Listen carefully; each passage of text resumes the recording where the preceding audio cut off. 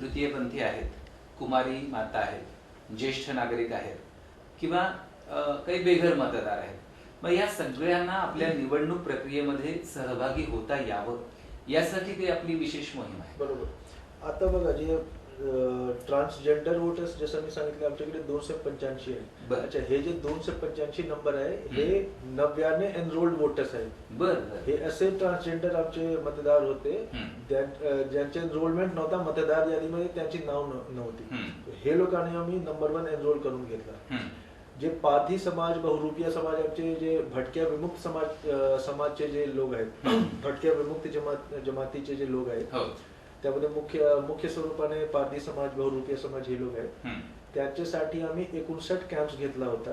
त्यामध्ये जवळपास 1934 असे लोकांना आम्ही वोटर कार्ड दिला. आणि यासाठी जिल्ह्याला मुख्य निवडणूक महाराष्ट्राचे जे मुख्य निवडणूक अधिकारी आहेत त्यांच्याकडून एक पुरस्कार पण भेटला होता. तिथे पण आम्ही काम केलं आणि हे आमच्या कंटिन्युअस आहे. आताही बरेच पारधी समाज, बहुरूपीय समाजचे लोक आहेत ज्यांच्या मतदार यादीमध्ये नाव नाही. इलेक्शन संपल्यानंतर विधानसभाचे निवडणुकीसाठी त्यांचे आम्ही एनरोलमेंट करून घेऊ.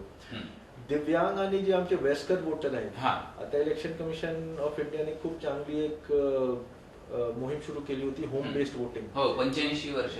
85 वर्षापेक्षा जास्त ज्यांचे वय आहे आणि जे आमचे दिव्यांग वोटर्स आहेत त्यांच्याकडे आमचे BLOs गेले होते, बूथ लेवल ऑफिसर्स, आणि त्यांना विचारलं होतं की तुम्हाला होम बेस्ड वोटिंग करायचे काय. त्यापैकी जवळपास 3-3.5 हजार लोकांनी तो ऑप्शन घेतला की मला होम बेस्ड वोटिंग करायचे. प्रत्येक माणूसकडे आमची टीम पोहोचला. ते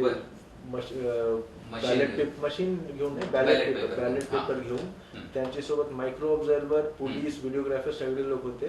आणि आजच्या दिवशी 100% वोटिंग झालं आहे. जेवढे लोकांनी सांगितलं की मला होम बेस्ड वोटिंग हवे, तेवढे लोकांनी आम्ही त्यांच्या घरी जाऊन आम्ही हे घेतलं आहे. विधानसभा निवडणूक मध्ये आम्ही प्रयत्न करणार की होम बेस्ड वोटिंगच्या जे संख्या आहे ते 10,000 पर्यंत गेला पाहिजे. अजून लोकांना आम्ही प्रेरित करू तुम्ही होम बेस्ड वोटिंग करा.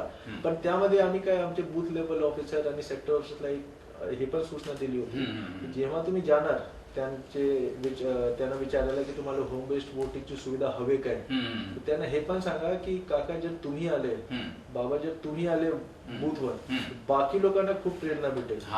90 वर्षचे त्यांचे वय आहे, 85 वर्षाचे त्यांचे वय, तरी सुद्धा ते येतात. मी का नाही येऊ. त्याचे पण खूप चांगलं आम्हाला हे भेटलंय. बरेच वेळेस